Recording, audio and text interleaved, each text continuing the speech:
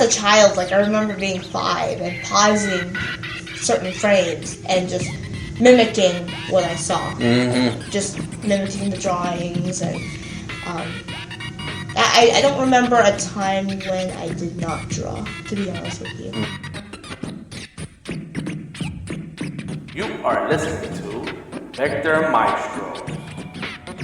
This is DTM with Vector Maestros Episode 7 and the Vector Maestros interview with Havana Nguyen. Our goal is to encourage everyone to explore their creativity and master the pen tool. We are proudly supported by Microsoft Surface, MICAtlanta, ArtistKing.org, and AzaleaCreativeGroup.com. Please follow the work of Havana on social medias and links found in the description of this podcast. Now on to our Vector Maestros interview with Havana Nguyen.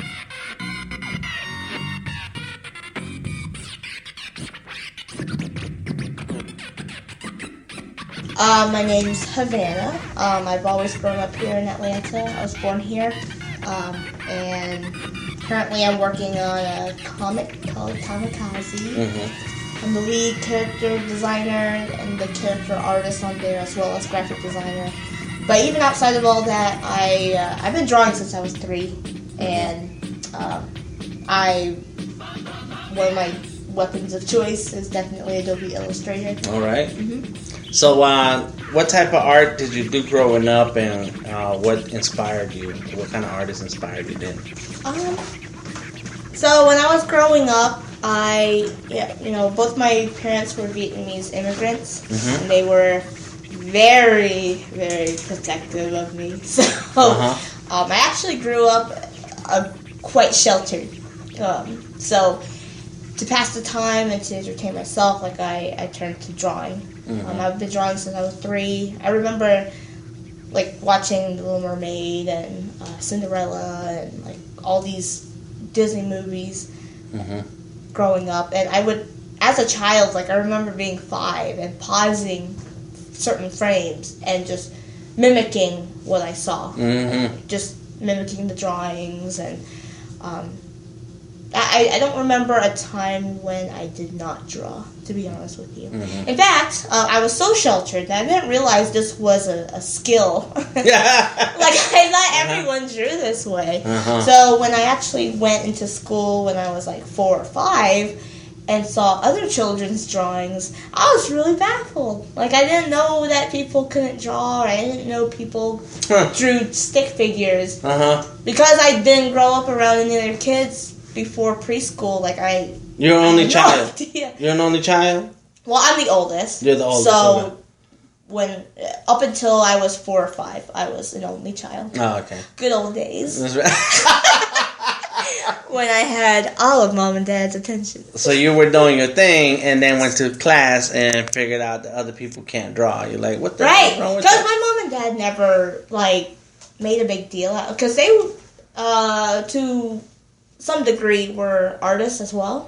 So my mom, she used to do like color pencil drawings and things like that back in Vietnam. Okay. And my dad used to paint back in Vietnam. They're they don't consider themselves artists now. They definitely don't do any art, but both of them had some sort of art background. So they didn't really make a big deal out of it. So how the heck was I supposed to know that was a skill? That it was good, huh? Wow. So your parents, you don't see them drawing or painting anymore? They don't, not once in a while? Do they have any art materials? The last time I really saw them draw was, like, I must have been 10 or so.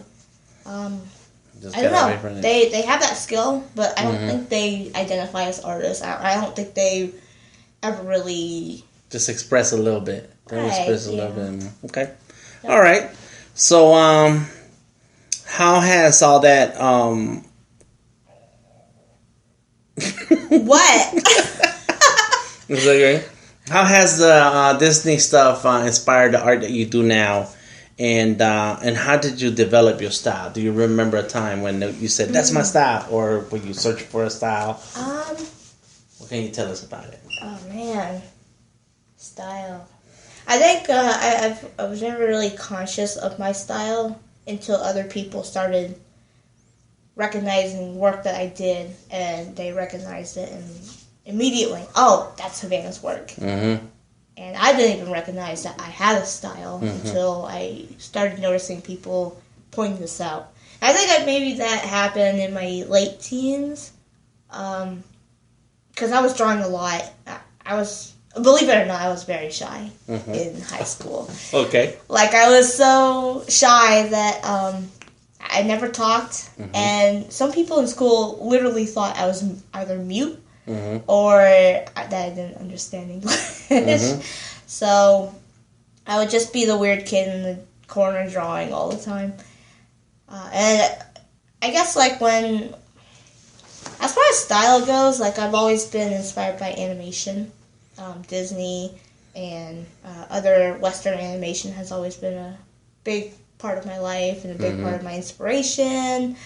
And that clearly shows in my work. In fact, a funny story about the comic Kamikaze that I work on is the first time we thought we finalized the character designs and we pushed it out to a bunch of people for feedback. Unanimously, they said, oh, the art's really good, but is this show, like, the script is confusing me. Is this a kid's show or is this an adult show? Because the script sounds like an adult show. The art looks like a kid's show. Okay. It looks very, like, bubbly and Disney, and it looks like something from a Saturday morning cartoon. That was not what I was going for.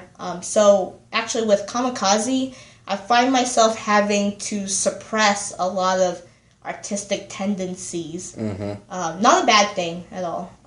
Like, for example, I have to make sure I don't make the eyes too big or girly. I have to keep in mind, like, not to make the lines too soft or curvy. Kamikaze is interesting because it makes me hyper aware of my style, and I'm like, no, I have to draw in Kamikaze style. So that's been an interesting exercise.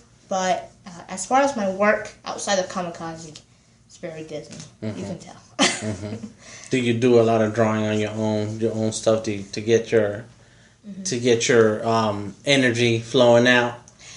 Yes, so I don't get to do as much completed art as I'd like because I do have a 9-to-5 and I have Kamikaze and other stuff.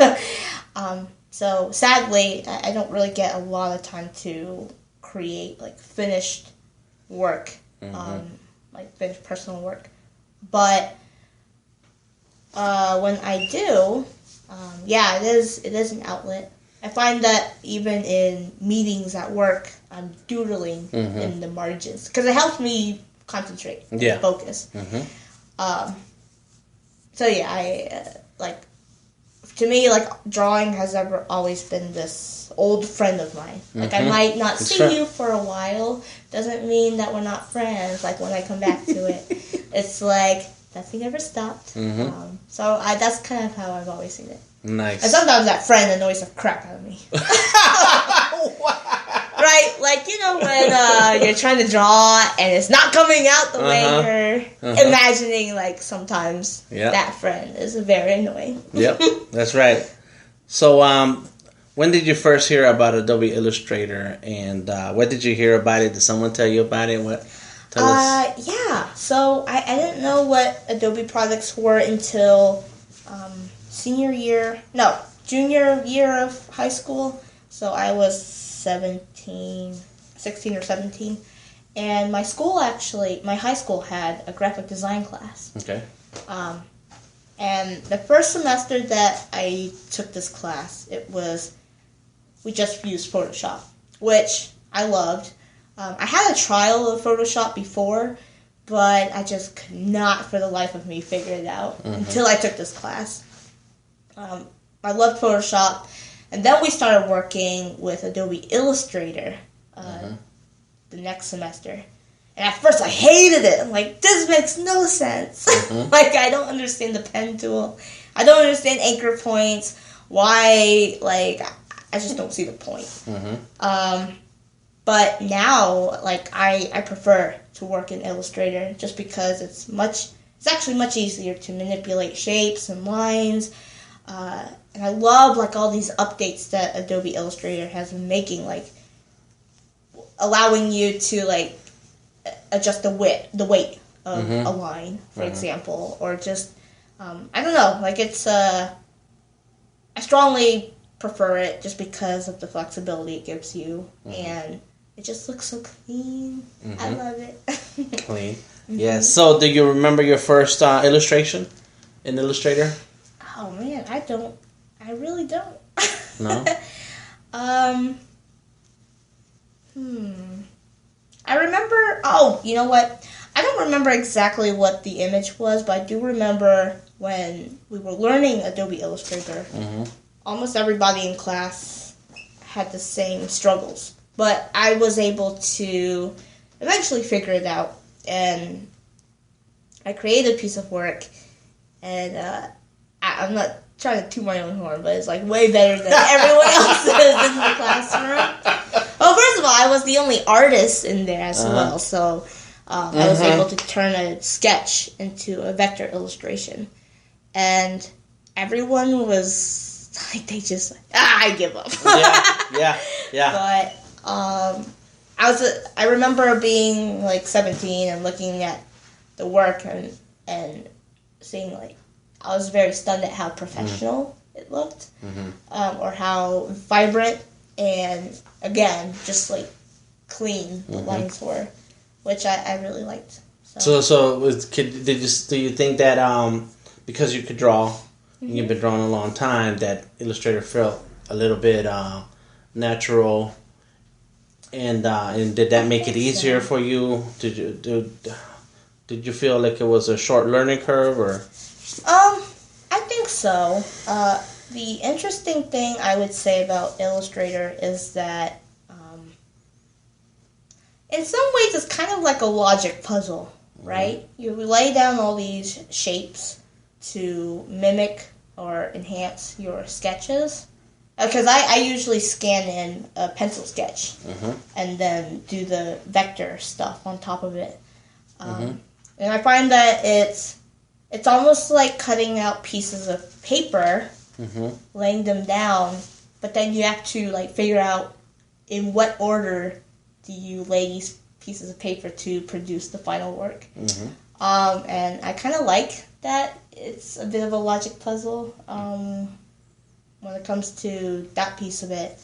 And again, I think like it gives you so much flexibility, and it looks so good that, I mean, some people might get frustrated at the whole laying the shapes on top of each other, but I don't know, I think the payoff is worth it. It's like using construction paper. Right, and different color construction paper, and then layering it out to get an image, an overall image. Yes, I understand. Eyes used to be so hard to me in Illustrator. The what? Eyes. Eyes? Really? Drawing eyes? Right. Because I would have to think about, okay, like, do I draw the eyelash first or last? Figuring out now it's last. Now that you do it last, okay. Just like little things like that. I can do eyes now, but that was one thing I really struggled with in the beginning. So, what were the hardest tools to learn on Illustrator? It took me a while to understand the Pathfinder tool, but now that I know how to use it, oh my god, I fucking love it. Like, how do you produce anything without the Pathfinder tool? I love the Pathfinder tool.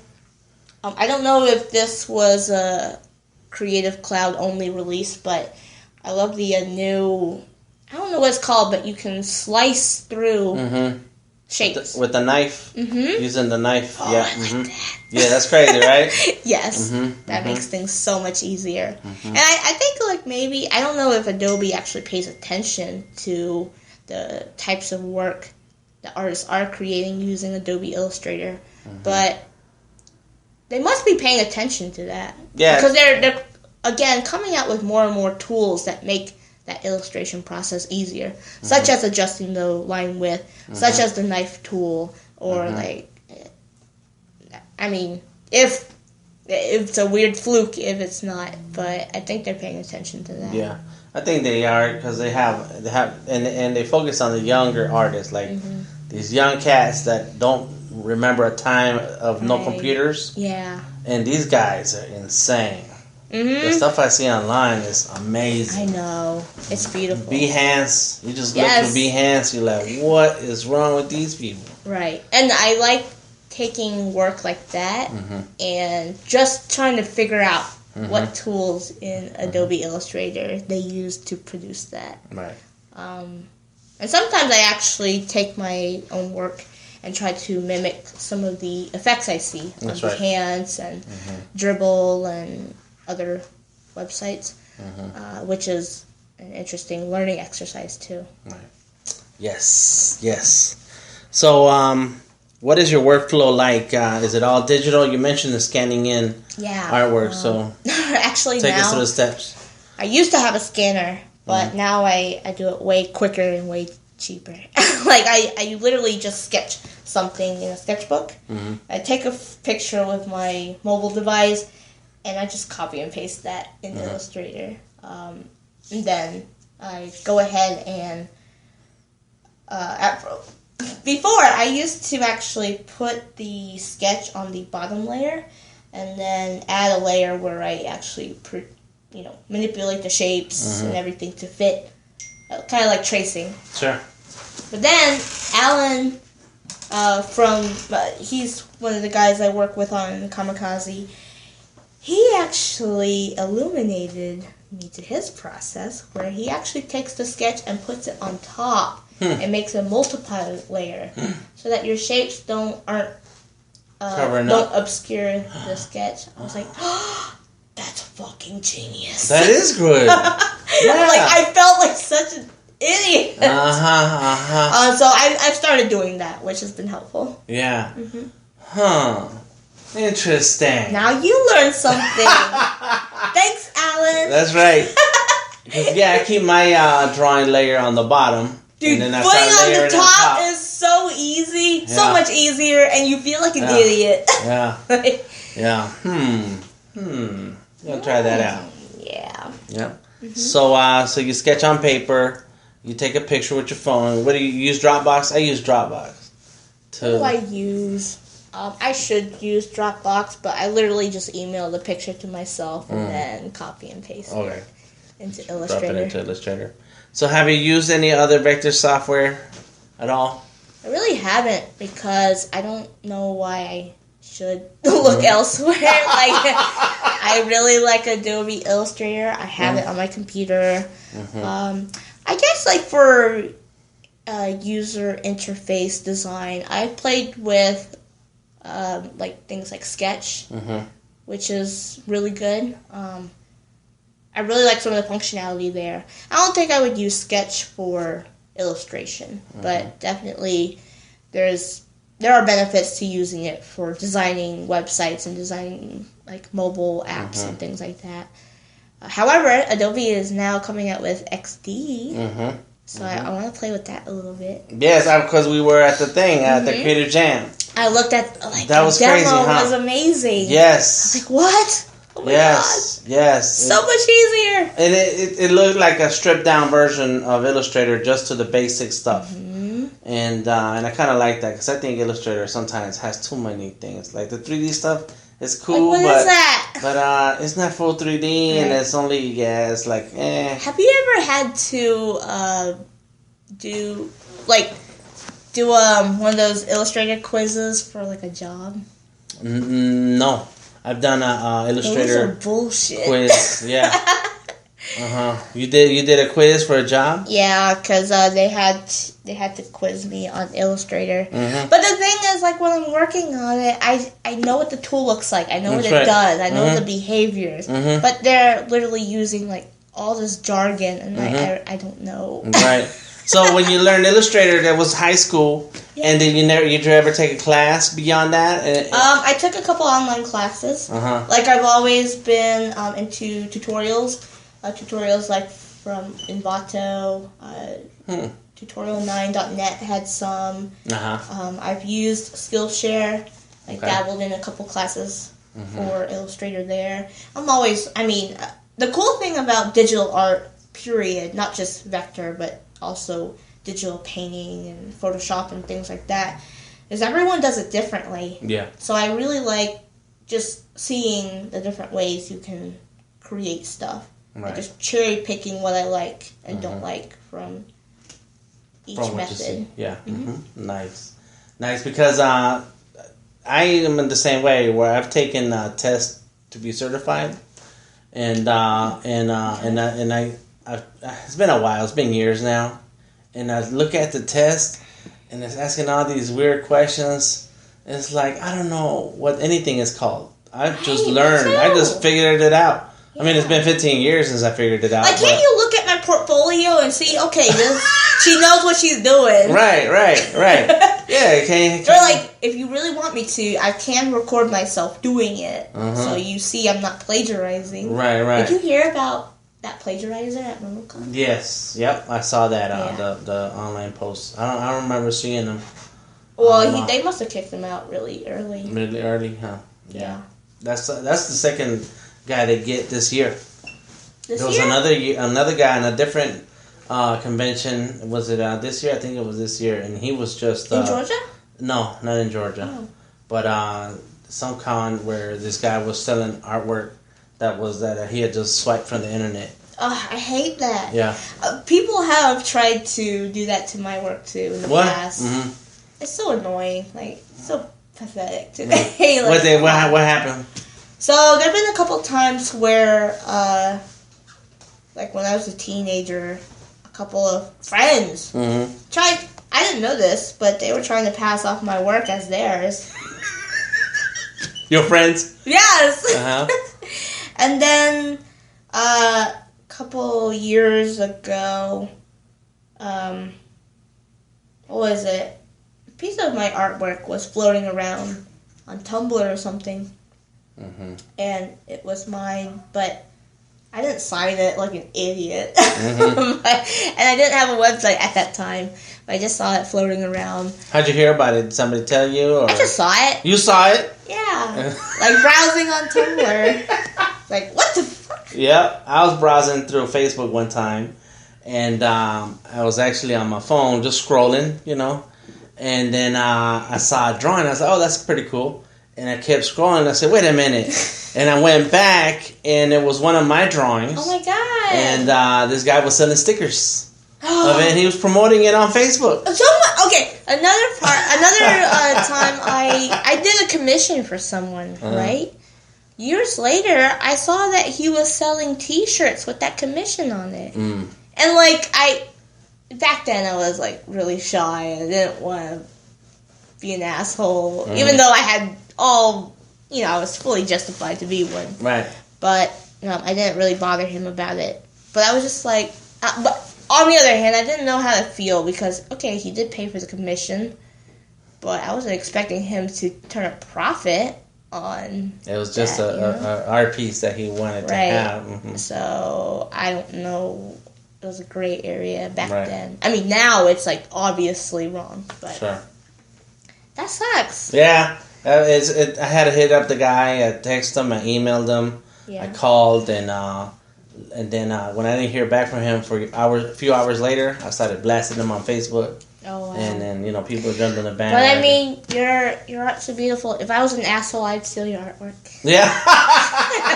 I've had people do screenshots of Instagram and send them to me and say, "Hey, some guy is posting your artwork."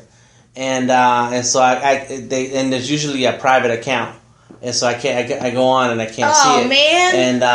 And it's so there's one guy, he posted one of my drawings that had my signature on it. Yeah. You can see it clearly, and he said, "Yeah, I'm up late sketching." I'm like, "What the hell?" What a liar! Yes, that was crazy. So some people, it happens. Get a hobby, people.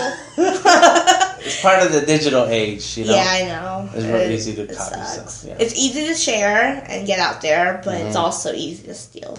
Yeah.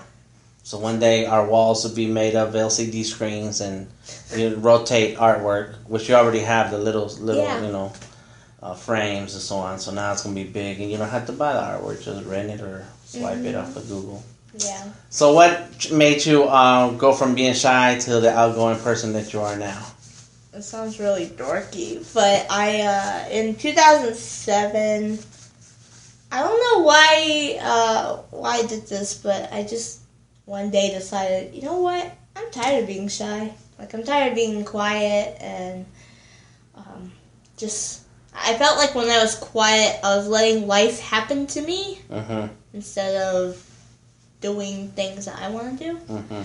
So I actually, again, this sounds super dorky, but I actually would make little goals for myself. So, for example, I would say, okay, Havana, every day this week, you're going to just say something, anything, to another person. You have to be the one to initiate it. They can't initiate it for you. You have to say so. So, sometimes I would do things like compliment someone's shirt or, just try to strike up a small talk with the waiter or barista, whoever. But as long as I did it once that day, that was it. Goal, right? You can go home and hide in the house. Because I used to have really bad social anxiety. I remember this one time as a teen, my dad told me to ask someone for the time because we didn't have times. Because this was on the brink of mobile devices. And I was just so terrified to do it. I don't know why. Go ask that person what time it is. Yeah, and my heart would beat really fast. I'm like, oh my god, I don't want to do this. And my dad had to go do it. And I was 17. It wasn't like I was a child. Not a little kid, Right. But I would just get so anxious about how other people perceive me. And anyways, in 2007, once I got, okay, Havana, you've been able to initiate some sort of communication once a day. Let's bump that up to 3 times a day. Let's bump that up to, let's have a full-on, conversation with one person. And so I just ramped up from there. And the more I did it, the more I forced myself to just get out there. At the same time, I was also trying to, dissect every conversation I had. What worked, what didn't work, what ended up being really awkward, what, ended up being really cool. If I was in a cool conversation, oh, wow, how did that happen? So I analyzed the fuck out of my conversations with everyone. And I just, kept honing that. I used to be really socially retarded, Dan. I didn't know how to gauge whether or not a joke was appropriate. I didn't know how to, gauge whether or not someone just wanted to leave the conversation or when to end the conversation. I was just, again, it was because I grew up so sheltered. I didn't have time to understand all these, little social cues. But I think I made a conscious effort to learn all that, and now I'm super outgoing. Yeah. And do you care now? Do you care about it, whether a conversation was good or bad? It depends. Not really. But if I grossly offended someone, or if something really bad happened, or if something was so cringe-inducing, then I'm oh, okay, what happened to me? What did you do? But, at MomoCon, I got to moderate and interview a couple of voice actors at the convention, and, now I love public speaking, even. I was on the World of Steven Universe panel, and even though it was on a Friday morning, I knew it was going to be, a popular panel. I didn't realize how popular, because I stepped on stage, and there were, a few hundred people out there. The room was packed, and it was, at first it was like, oh my god, this is kind of intimidating, actually. But I actually like being on stage and talking to people and getting out there. So all right. I'm like the complete opposite of where I was. Right. That's good. 2007. Oh, yeah. That's good. And how many brothers and sisters do you have? I have 2 younger siblings. I have a younger brother who's he just graduated college, nice. And then a younger sister, and she's the youngest of the 3. Okay. So you kind of had to lead them a little bit also growing up. I feel like a third parent. Yeah. I'm also very I don't know, I call it the Asian older sibling syndrome. Oh, yeah? Because when my brother and sister were going into college, I was very involved. I would drag them to orientation. I remember dragging my brother to orientation and making him talk to every single department head. What? And asking them questions and trying to see if he knew what major he would get into. And he was just like rolling his eyes like, God! Take me home. That's crazy. Yeah. Yeah, that's good though. That's good to be connected. And I know that I saw you post that they also moderated. Yes. Panels. Yeah, I'm so proud of them. I mean, first of all, the 3 of us are seldom ever at a convention all together. Usually it's my brother and me going. Some years my sister has gone. So the cool thing about MomoCon was that all 3 of us were there. So the Win Squad was for real that weekend. All right. And my sister got to moderate the Total Biscuit panel. Total Biscuit is a really popular video game reviewer on YouTube. Okay. And she got in and she asked her questions, which she ruthlessly researched the several nights before. And are you familiar with Twitch? So Twitch TV reached out to MomoCon, and they were like, we need more of her. Wow. Because the Twitch stream that was happening, they had 5,000 viewers check in the live stream. Wow. And then when the video was uploaded shortly afterwards, over the next 2 days, it amassed 15,000 views. So, I mean, she did a great job, and she got lots of accolades and praise from the directors and showrunners there. And then my brother, he's involved with, he does historical European martial arts, which he does, fencing with long swords, rapiers, daggers, and myriad of other weapons. I'll probably get them all wrong, and he'll lecture me later. But so he did a couple panels with his gym. Nice. And they do demonstrations of the weapons. They talk about the history of the weapons and it's the context of each weapon throughout history. On Sunday, oh man, if you missed it, you missed the best panel at MomoCon. On Sunday, there was a panel called Medieval Mortal Kombat. Okay. And what they do is they let the audience pick the weapons. And then the fighters from the gym actually duke it out. What? So it could be any combination. They don't know. So, that's cool. Yeah, I missed it. I wasn't there for that. There was, for example, there was one guy who got 2 Viking shields, and then against a guy who had 2 hand shields. So it's that's kind of interesting. So it's very improvised, and it's really interesting because you get to see the strengths and weaknesses of each weapon as well. So all of you are tough. Yeah. And you say how sweet. Yeah. Yes. So all right, we're gonna wrap it up back into Illustrator. Yes. And when you start off your illustrations, you like using the pen tool, the brush tool, the blob brush tool. What's your favorite tool? I'm always a pen tool girl. That's my favorite. And I've started playing around with the blob tool. I don't know how to make it relevant to my work yet, but I like it.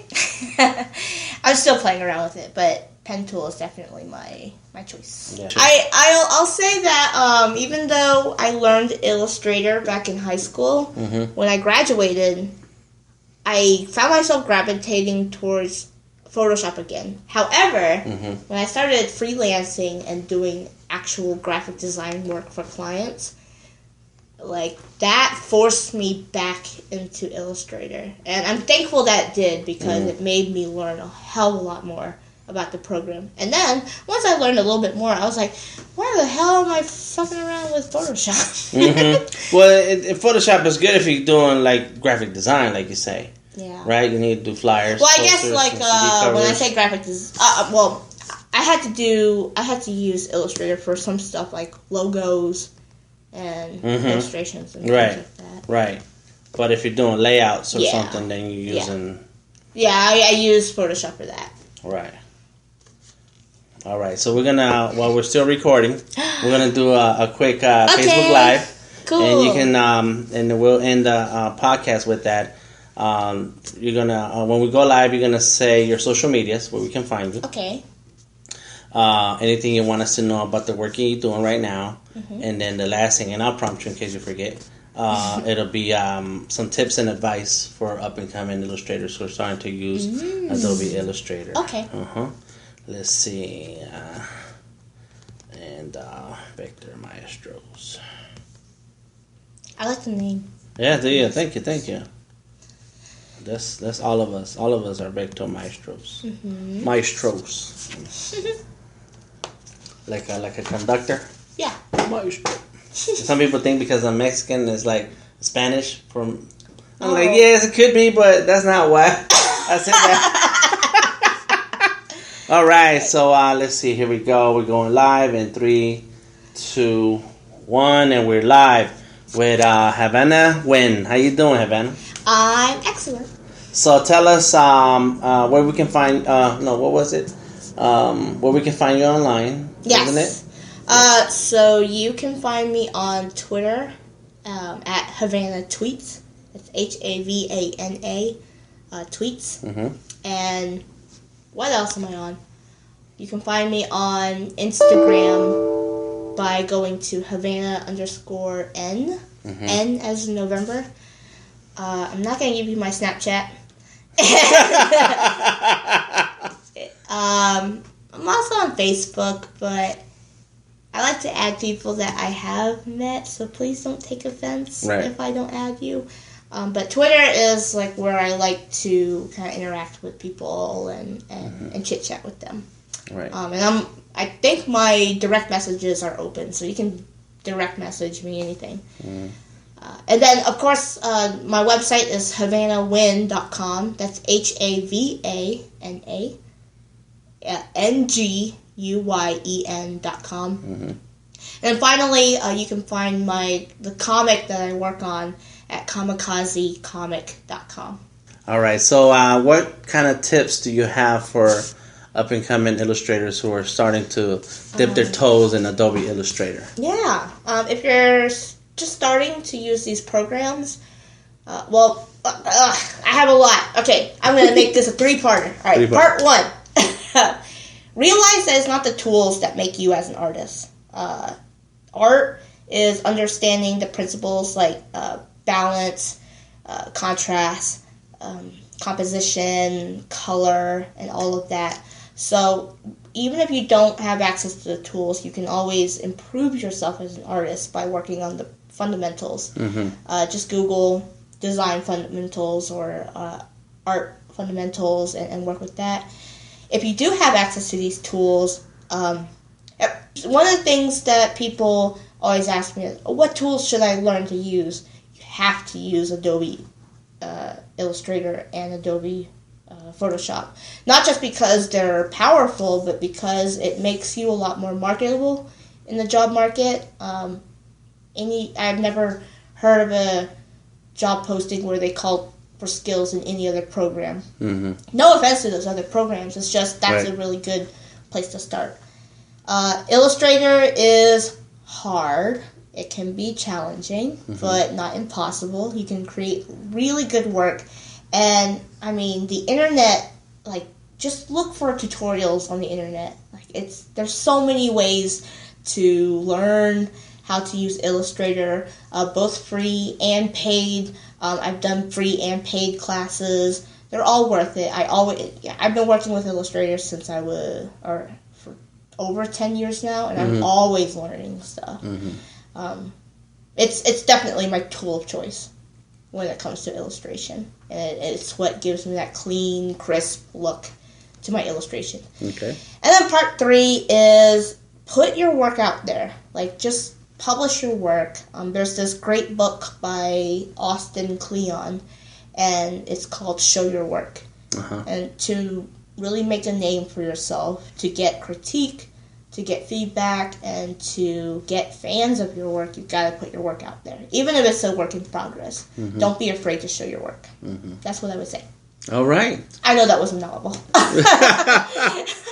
And somewhere in there was Illustrator. Yes. And so if somebody has the software, what tool should they get familiar with? Number 1, Pen tool for sure.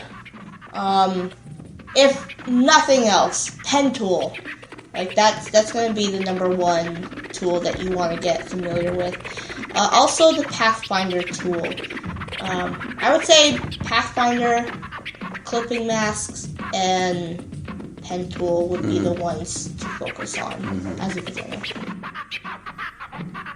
This was your Vector Maestros podcast. Tune in to YouTube for free tutorials and tips on Adobe Illustrator. Follow us on Facebook and check out the Vector Maestros online course to master the pen tool at vectormaestros.com. Until next time, this is DTM at vectormaestros.com.